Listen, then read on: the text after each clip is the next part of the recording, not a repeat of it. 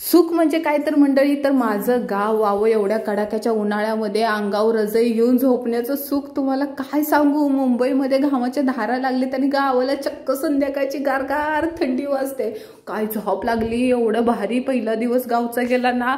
अहो उठल्या उठल्या चिमणी कावळ्याचा चिवचिवाट, त्या डोंगरामागणं उगवणारा सूर्य, माझा तुळशीचा कट्टा, कवळं कवळं ऊद आणि दरवाजात आलेली ताजी ताजी गुलाबाची फुलं। काय सांगू तुम्हाला, राहुलं नाही। पटापट 2-4 फोटो काढले आणि टाकले ना इंस्टाग्राम स्टोरीला।